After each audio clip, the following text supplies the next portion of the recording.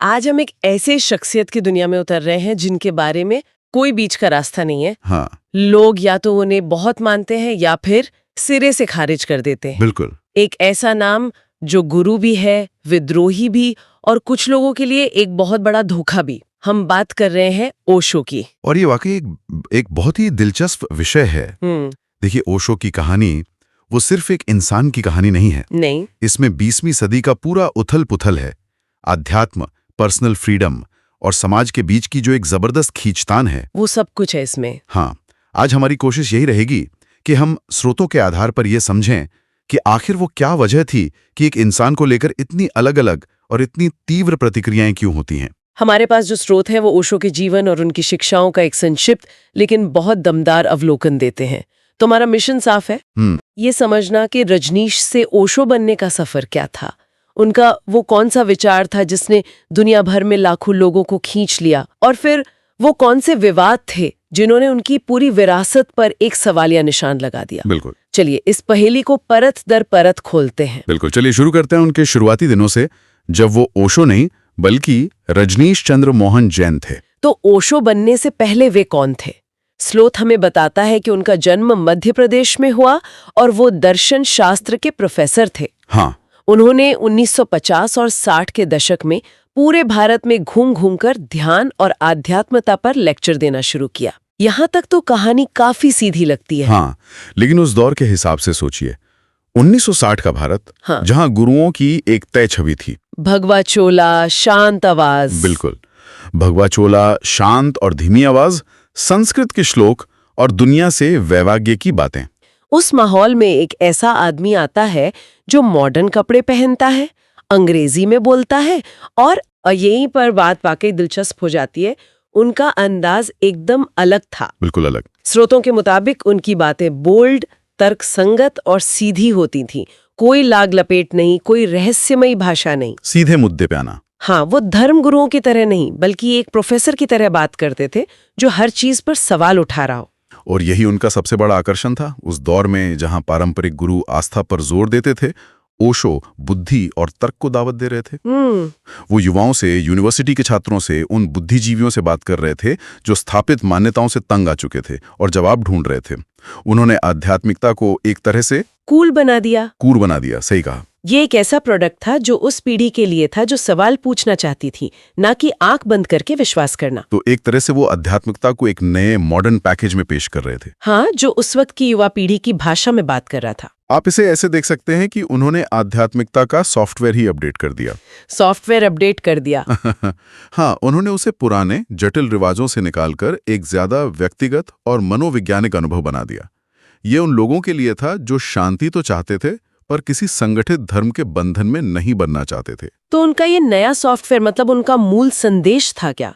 स्रोत उनकी शिक्षाओं के कुछ मुख्य बिंदुओं पर रोशनी डालता है। और ये बिंदु सुनने में जितने सरल लगते हैं, अपने समय के हिसाब से उतने ही क्रांतिकारी थे। पहला, ध्यान का मतलब है खुद को समझना। ये सिर्फ आंखें बंद करके बैठना नहीं, बल्कि अपने हर काम, हर सोच के प्रति जागरूक होना है। दूसरा, जीवन का आनंद लो।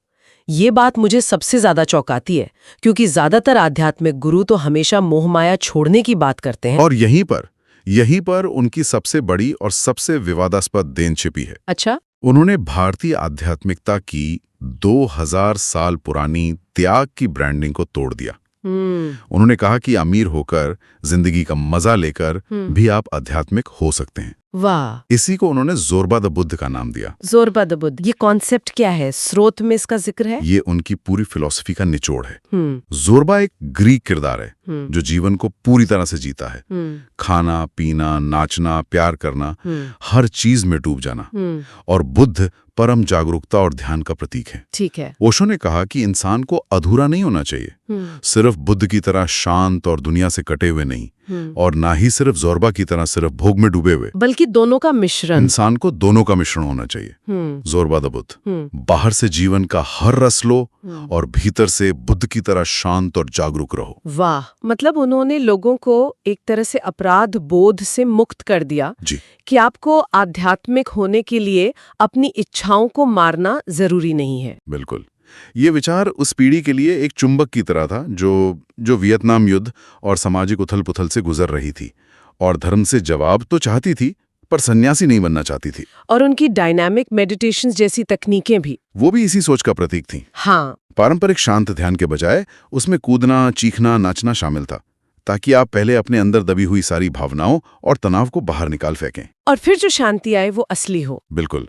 ये उनके जीवन को पूरी तरह जीने के दर्शन का ही एक प्रैक्टिकल रूप था। लेकिन जब कोई स्थापित नियमों को इतनी जोर से चुनौती देता है तो टकराव तो होना ही था। और ओशो के मामले में ये टकराव सिर्फ वैचारिक नहीं रहा, ये जमीन पर उतर आया है ना। यहीं से अमेरिका के ओरेगॉन की कहानी शुरू होती है, जो उनके जीवन का सबसे नाटकीय मोड़ था। हाँ, और ये वो अध्याय है जिसने ओशो की छवि को हमेशा के लिए बदल दिया। एक आध्यात्मिक गुरु से वो एक वैश्विक विवादास्पद हस्ती बन गए। स्रोत बताता है कि उनके अनुयायियों ने ओरेगन की एक वीरान घाटी में 64,000 एकड़ जमीन खरीदी और वहां रजनीशपुरम नाम का एक पूरा शहर बसा दिया। सोचिए, 64,000 एकड़। ये कोई छोटा मोटा आश्रम नहीं था, बल्कि एक आत्मनिर्भर कम्यून था जिसमें अपने खेत, स्कूल, शॉपिंग मॉल और यहाँ तक कि अपनी हवाई पट्टी भी थी। हाँ, ये तो किसी सपने जैसा लगता है। तो फिर गड़बड़ कहाँ हुई? गड़बड़ तब हुई जब ये सपना आसपास की दुनिया से टकराया। स्रोतों में बहुत ज्यादा विवरण तो नहीं है, लेकिन ये टकराव कई स्तरों पर हुआ। जैसे? पहला था सांस्कृतिक टकराव। हजारों की संख्या में लाल कपड़े पहने सन्यासी जो मुक्त प्रेम और एक अलग जीवन शैली में विश्वास रखते थे, उनका अमेरिका के एक छोटे रूढ़िवादी ईसाई कस्बे के बगल में बस जाना ही अपने आप में एक धमाका था। और फिर ये सिर्फ सांस्कृतिक टकराव नहीं रहा, नहीं, ये राजनीतिक और कानूनी लड़ाई में बदल गया। बिल्कुल। जब रजनीशपुरम की आबादी बढ़ने लगी तो उन्होंने पास के छोटे से शहर एंटीलोप की राजनीति में दखल देना शुरू कर दिया। और वहां का चुनाव जीतकर शहर का नाम ही बदल दिया। हाँ, नाम बदलकर रजनीश रख दिया। अब आप सोचिए, ये अमेरिकी स्थानीय लोगों और सरकार के लिए कितना बड़ा खतरा था। उन्हें लगा होगा कि एक तरह से कब्जा कर रहे हैं। उन्हें लगा कि ये लोग एक समानांतर सरकार बनाने की कोशिश कर रहे हैं। यहीं से जमीन के इस्तेमाल, बिल्डिंग कोड्स और इमिग्रेशन को लेकर कानूनी लड़ाइयां शुरू हो गईं। और स्रोत बताता है कि हालात बहुत ज्यादा बिगड़ गए थे। ये सिर्फ कानूनी लड़ाई नहीं थी, नहीं, बल्कि इसमें आपराधिक आरोप भी शामिल थे। हाँ, और यहीं पर उनकी सचिव मां आनंदशीला का किरदार सामने आता है। जब राजनीतिक लड़ाई बढ़ी तो कम्यून के कुछ सदस्यों पर बहुत गंभीर आरोप लगे।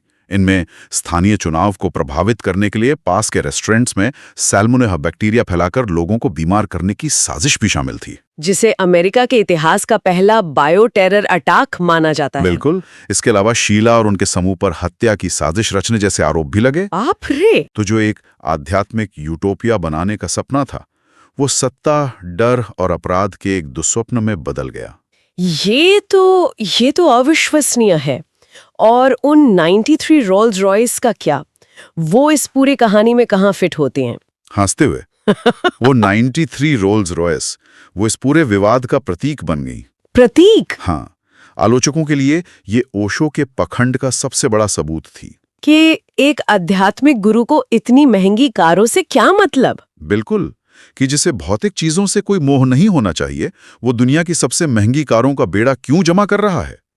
लेकिन ओशो और उनके अनुयायियों का तर्क अलग था। उनका क्या तर्क था? उनके लिए ये गरीबी और आध्यात्मिकता के सदियों पुराने जोड़ को तोड़ने का एक बयान था। वो कह रहे थे कि आध्यात्मिक होने का मतलब गरीब और दुखी होना नहीं है। अच्छा। आप अमीर, सफल और जागरूक तीनों एक साथ हो सकते हैं। ये कारें एक सोची समझी प्रोवोकेशन थी, दुनिया को चिढ़ाने का एक तरीका। तो ओरेगन का ये अध्याय 1985 में उनके अमेरिका से डिपोर्टेशन के साथ खत्म हुआ। हाँ, तो ऐसा लगता है कि इसके बाद तो सब खत्म हो गया होगा, लेकिन हैरानी की बात है, ऐसा नहीं हुआ।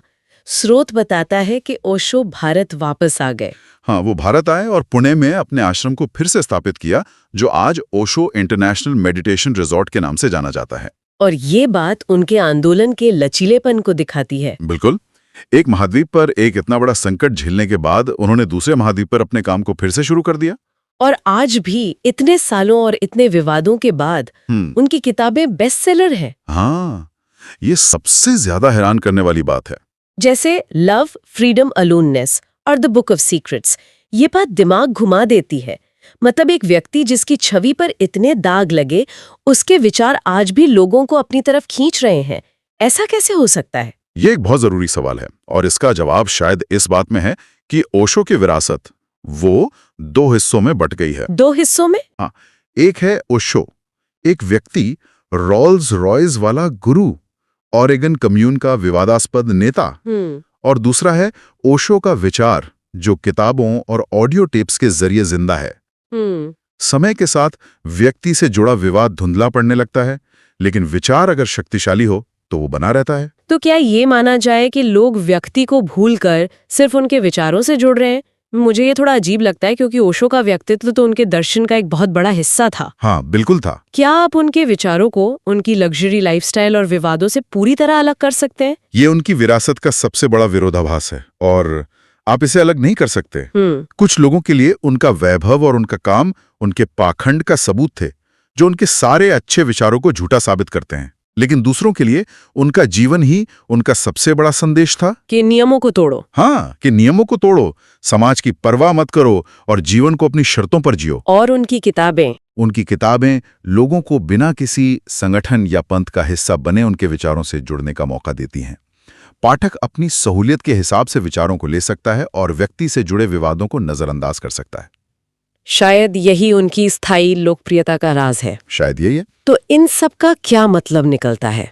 हमने उनकी शुरुआती जीवन, उनकी क्रांतिकारी शिक्षाओं, ओरेगन के बड़े विवाद और उनकी स्थायी विरासत को देखा। स्रोत इसे बहुत अच्छे से समेटता है, चाहे कोई उन्हें आध्यात्मिक गुरु कहे, दार्शनिक कहे या एक चतुर व्यवसायी। एक बात पक्की है कि उन्होंने दुनिया को जीवन देखने का एक नया नजरिया दिया। और ये नजरिया आरामदायक नहीं था। बिल्कुल नहीं था। यह आपको चुनौती देता था, यह आपको अपनी धारणाओं पर सवाल उठाने के लिए मजबूर करता था, चाहे वो सेक्स के बारे में हो, पैसे के बारे में या भगवान के बारे में। बिल्कुल। और उनके विचार आज भी लोगों को प्रेरित भी करते हैं और भ्रमित भी, पर उन्हें नजरअंदाज करना नामुमकिन है। हाँ। स्रोत की एक पंक्ति है, आप उनसे प्यार कर सकते हैं, आप उनसे नफरत कर सकते हैं, पर आप उन्हें इग्नोर नहीं कर सकते।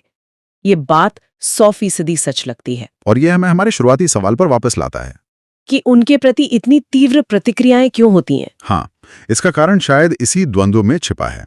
उनका प्रेम, ध्यान और स्वतंत्रता का संदेश कई लोगों के लिए मुक्ति जैसा था, जबकि उनके तौर तरीके, उनका वैभव और उनके कम्यून से जुड़ी घटनाओं ने गहरा संदेह और विवाद पैदा किया।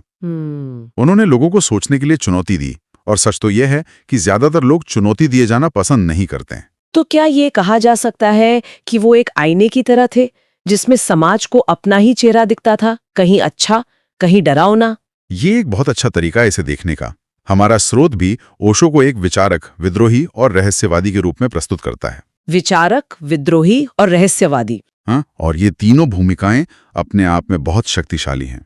एक विचारक आपको सोचने पर मजबूर करता है, एक विद्रोही स्थापित नियमों को तोड़ता है, और एक रहस्यवादी आपको ज्ञात से परे देखने के लिए प्रेरित करता है। और शायद इन तीनों को एक साथ निभाने की कोशिश ही सारे टकराव और विवादों की जड़ थी। बिल्कुल। और यहीं पर मैं सुनने वालों के लिए एक सवाल छोड़ना चाहूंगा। स्रोत हमें सोचने पर मजबूर करता है। क्या कोई एक व्यक्ति बिना टकराव और विवाद के इन तीनों भूमिकाओं को एक साथ निभा सकता है? या फिर ये टकराव, ये उथल-पुथल ही उस संदेश का और उस विरासत का असली सार है जो ओशो पीछे छोड़ गए?